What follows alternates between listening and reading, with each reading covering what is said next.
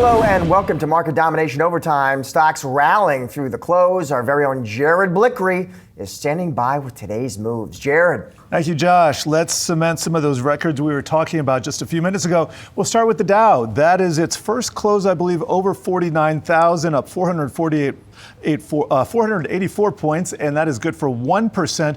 Also a record high. And at the NASDAQ level, we are seeing a gain of 2/3 of 1%. I'll show you the chart. That's not enough for a record, but still up 65 basis points there. I think investors will take that. S&P 500 up about the same amount as the NASDAQ, and that its equal weighted cousin, this is a record as well. That's where every stock gets one vote. It is up double that, 1.22%. And the Russell 2000 up even more, 1.3%. So small caps really outshining the competition today. And let's take a look at that large cap sector action where healthcare still in the number one slot. Second to that, you got materials, that's XLB. Then we got tech. Been talking all things CES and NVIDIA over the last few days. And then you got industrials, all of those up more than 1%. And then to the downside, energy had a pretty rough day, down 2.7% after a huge up day yesterday. So a lot of volatility in energy right now. Communication services also finishing the day down. We have Alphabet in there, and we also have Meta. And looks like Apple, Alphabet, NVIDIA, all three of those big stocks that were down today. So is Tesla, down 4%. But Amazon, best day in months, that was up 3.3%. And Microsoft up 1% as well. I'm going to show you the chip stocks once again. Semiconductors, aside from AMD and NVIDIA and a couple others, doing really well today. If I sort by performance, you're going to see Western Digital up there 16%. Microchip, that's an earnings story. That was up over 11%. Lumentum also up 11. Micron up 10. So a lot of strong outperformers there. In software, a lot of green, not quite as much green as we saw in the semiconductors, but nevertheless pretty impressive there. I'm going to show you our leaders, and not a lot of losers here, Bitcoin among them, so that is notable. But in the upper left, the SOX, the Philly Chip Index, that is good for another record high. SOX, I believe I think that's been up to records every single day this year, a whopping 3 days, but that is up 3%, followed by Korean stocks, very heavily levered to the chip trade, and then transportation. I haven't mentioned the transports yet in this segment here, but I just want to show you what's going on. Uber up 5-6%, UPS up over 3%, so is FedEx. Old Dominion, you like railroads? Well, that was up 3% as well. So stuff that's shipping doing very well today. And I will end on the industrials, the stuff that is being made, or the companies that are making this stuff.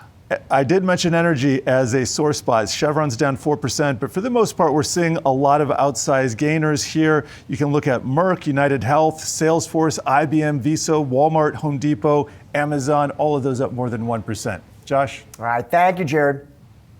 Well, stocks kicking off 2026 with a bullish start here. The Dow and the S&P 500 closing at records.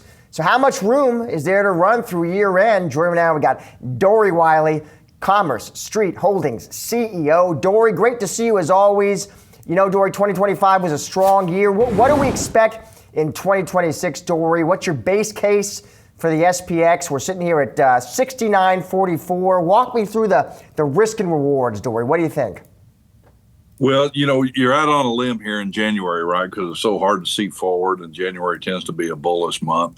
But we've got 3 years of positive returns for the S&P 500. The likelihood of a positive year going forward, especially at these multiples, you would think historically would be an extremely low probability. But I keep coming back to this fact that earnings and revenue growth are still very, very strong. You're still looking at double-digit earnings growth, and strongest we've had in 4 years, and we've had the strongest sales growth we've had in 3 years. And so you're in the face of maybe at least one more rate cut, right? So I think there's still a very strong possibility, a very strong case where we could have a good double-digit year. Most people are settling in because of that data, you know, in the 8 to 12% range, but it wouldn't surprise me for it to be another 15 to 20. What about the Fed, Dory? How do they factor into your outlook? You know, how many cuts in 2026, Dory? What's the base case? You know, people are really underestimating what's going on in the Fed here. So if you hear me out and bear me out a little bit, the majority, 2/3 of these Fed directors at the local regional banks voted against rate cuts at the last meeting because of the minutes came out today, right? And the Boston Fed, for example, Susan Collins, the majority of her directors voted against it, and yet she voted for the rate cut. So there's some turmoil building, and the vote was 9-3. So there's dissension there. So people think that we're lined up, and you look at the futures, and they're forecasting 2, 3, maybe even 4 cuts out there. I'm not seeing it. I think right now you're lucky to get one more cut. They probably shouldn't do it until the data really proves it up. There's a fight here between the people watching unemployment and those watching inflation. Anybody who's a historical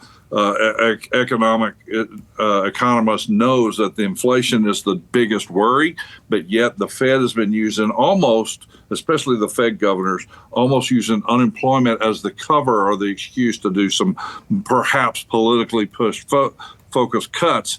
And I think they're getting pushback from their local directors. Dory, another risk I'm thinking about, we're not talking about it that much, and maybe we should, the Supreme Court, Dory. I mean, you could hear from them very shortly. Who knows how they rule? Maybe they come out, Dory, they say, you know what, those Trump tariffs, they are illegal. Then what? I'm just curious how you're thinking through that. Well, that would be a shocker. I don't expect them to do that. But, you never know, right? They may assert some independence there and try to puff up and make a statement. I don't know, but I think if they read the letter of the law, they're not going to come down on that side. But if that were to happen, then I don't know that it changes everything as much as everyone thinks. Trump's over there talking about lowering taxes because of what's going on with tariffs, but. So you just keep taxes. We've got plenty of run to room, even with this current tax rate, even though it's prohibitive. And the answer that the government needs to be giving us is getting rid of all the fraud and waste. Dory, let's talk about where you see opportunity, where you're constructive. You like the banks, and specifically small cap and regionals. How come? Big picture. Well, banks are very strong right now. They survived a 500 basis point rate shock. Which is huge. They've done very well. The margins are coming into play. They still have historical high capital ratios. Everyone preached doom and gloom on credit and real estate, which we were all worried about. The underwriting's been the best it's ever been. I'm typically a negative, cautious person, but the banks have done a great job. So looking forward, it's actually going to be easier for them to just keep doing what they're doing and make more money. So if you look at the money center banks, they're trading at 13 to 16 forward PE ratios. I can pick up small cap banks and regional banks at 11 times forward PE ratios or less, and they're growing faster. They have smaller multiples. And if you look at something like a Huntington, I've got 3 times the yield that I would in a JP Morgan. So, it's kind of a no-brainer. I think you can sell, you could do a paired trade, sell the money centers and buy the regionals and small caps. You like Huntington. Let's get you out of here on this. What about Third Coast Bank Shares and South Plains Financial, Dory?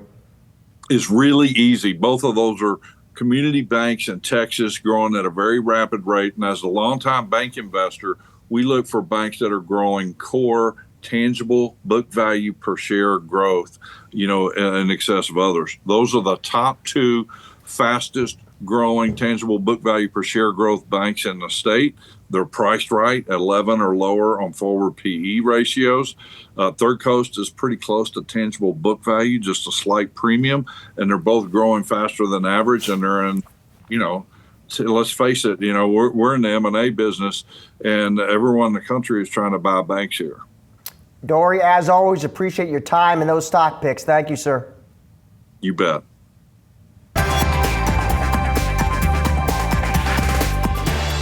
All right, now time for some of today's trending tickers, and Yahoo Finance's Brooke DePalma joining me here for a look at Adidas, Diageo, and Brinker International. We're going to start here with Adidas, the retailer getting hit with a downgrade at Bank of America, lowering its rating on that stock from buy to underperform, Brooke. So Bank of America goes to the equivalent of a sell.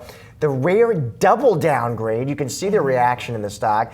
They see a return to single-digit sales growth this year. They say Nike turnaround that's a possible competitive risk, they tell clients. Yeah, and what's interesting here, you definitely see the stock under pressure during today's trading session. But what we really also see here is that up-and-coming return of Nike to the forefront here. Keep in mind, Adidas stock down about 20% over the past year. Nike stock down only about 10%. Many on the street, though, still bullish about where Adidas is heading. But what's interesting in this note from Bank of America, they said that we sort of have seen this sector down cycle continue. It started in the second quarter of 2023, and now come April, it'll enter its fourth year. Typically, they say they only last about 1 to 2 years, and this has really continued over the past few years for the sporting goods sector. They said that Nike's turnaround could be much more potent in our current estimates. They said in the mid-single-digit growth rates. They also noted that Nike and Adidas make up for about 60%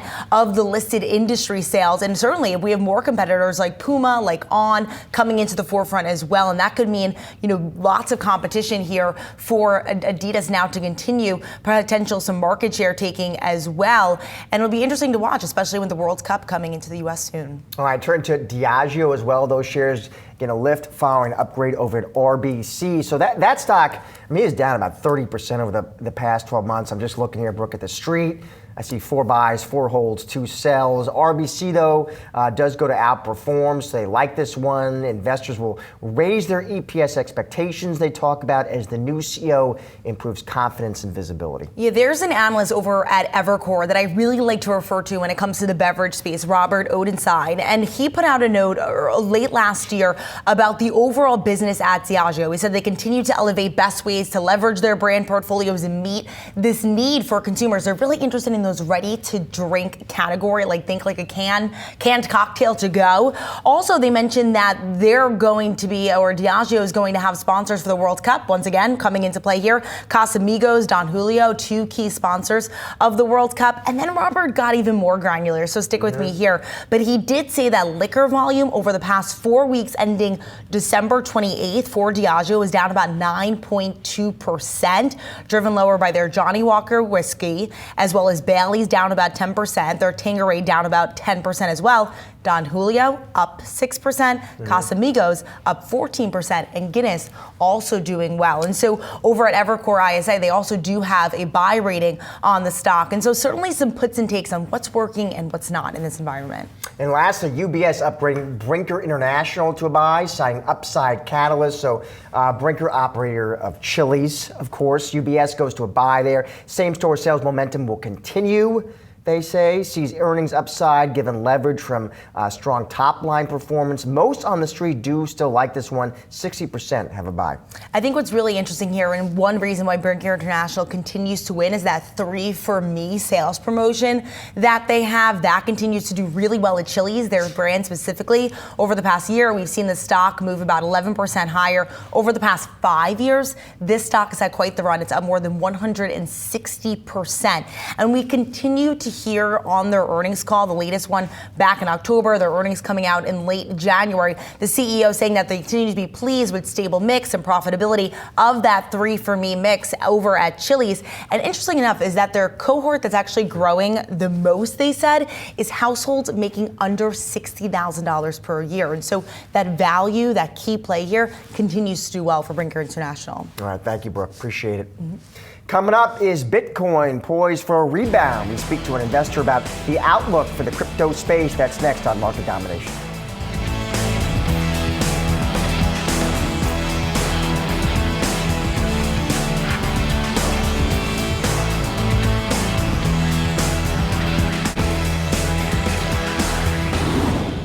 Bitcoin is kicking off the year on a seesaw, with investors weighing whether the moves are the start of something more durable or a bigger slide going into 2026. For more, we're bringing in now Ben McMillan. He is Chief Investment Officer at IDX Advisors. Ben, it is always great to see you. So we start a new year here, Ben. I got Bitcoin here at nearly 93,000. Here's what the team at Bernstein said, Ben. Get your thoughts on this. They told clients, we believe with reasonable confidence that Bitcoin and broader digital asset markets have bottomed.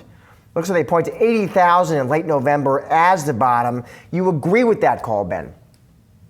We do. We were looking at that pretty closely, and last year was very kind of instrumental. It was kind of the prototypical emotional Bitcoin year after people the risk off move early. In the first half of the year, people worried about the bottom falling out, but Bitcoin held it kind of the floor there pretty well, and then of course it hit all time highs, risk back off coming into this year.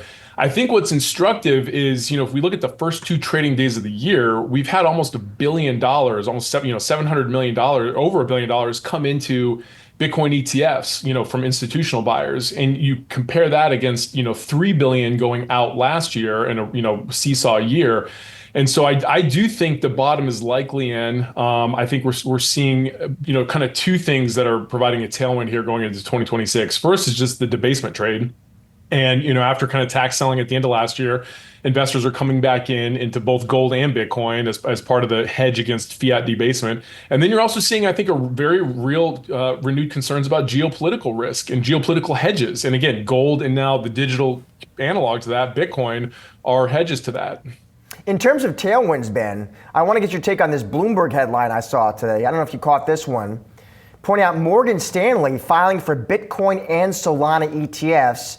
So that is their first foray into that part of the funds world. What does that indicate to you, Ben?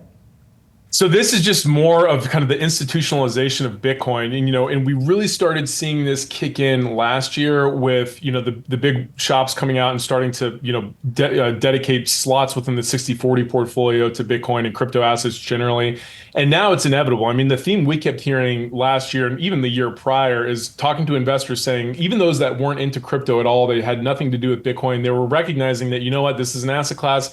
It's here to stay. We can't ignore it. We have to get into the game. So I think that's just kind of the last of the inevitable march of, mainstream Wall Street getting into crypto assets. And again, I think at the end of the day, it's a secular, bullish signal for Bitcoin. So let's put some numbers on this, Ben, because you got Polymarket. Now they're showing some price predictions for Bitcoin. We'll show those on the screen.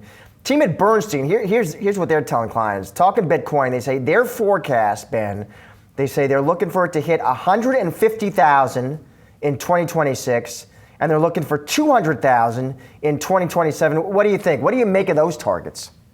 So, yeah, I mean, I think 2026 is likely to be a pretty good year for Bitcoin. Our base case is that it's going to, set all-time highs. And again, a lot of that is kind of structurally driven from kind of the debasement trade and the geopolitical tensions. I think to get to that, the more interesting thing is, what does it take to get to 200,000, next year or the year beyond? I think there you really start to have to see the money printing, ratchet up, which look, I mean, the Fed has already started tiptoeing back down that path. That's why you're seeing silver and gold and even long rates move the way they're moving. So if we get into a situation where irrespective of whatever the economy does, if we see, global M2 really start to ratchet back up, I think $200,000, per Bitcoin in 2027 is well within the cards. Ben, you mentioned some of the tailwinds for Bitcoin. What are some of the risks we should have on our radar as well? Well, I mean, as always, the risk is what the economy does, and that's similar to last year where it was just everybody focused on the data. We're seeing this divergence between kind of the hard data, which is coming in still pretty good. GDP is looking reasonably good. Earnings have stayed robust. But the soft data, the sentiment is really weak, and so. Again, a lot of these kind of more bullish price predictions, I think, hinge on a soft landing, which we are right now are kind of on that path. Anything to upset that, though, we get into another risk-off environment. That's the risk to Bitcoin. And let's not forget too, Bitcoin is the high beta canary in the coal mine. If you look at any of the previous risk-off moves, even going back all the way to COVID, Bitcoin traditionally has kind of led those moves. So again, I think if any kind of economic weaknesses, any kind of data coming in worse than expected, that would be a downside risk to Bitcoin. Bitcoin is volatile, Ben. We know that. Is it as volatile as it used to be, Ben? That's an excellent question. This is something we talk about with clients a lot because we've been managing client portfolios in Bitcoin since 2018 when the volatility was through the roof, and it has come down. Now that said, the caveat is the annualized volatility for Bitcoin used to be 150%. So even though it's, down, depending on what your look back is, let's call it, sub 100%, it's still astronomically high. But it is coming down. And I think that's, again, a function of just, traditional, more mainstream dollars coming into the portfolios. It's no longer the domain of pure speculators. We're having, more U.S. institutional portfolios, things like 401ks, which have more stable rebalancing and are, more set it and forget it allocations across a lot of different portfolios. Now, again, the volatility is still very high. We always tell people expect 70% drawdowns at some point in the future because it's going to happen. But it is on a path where the volatility is trending downward. Ben, as always, great to have you on the show. Thank you, sir. Thanks, Josh.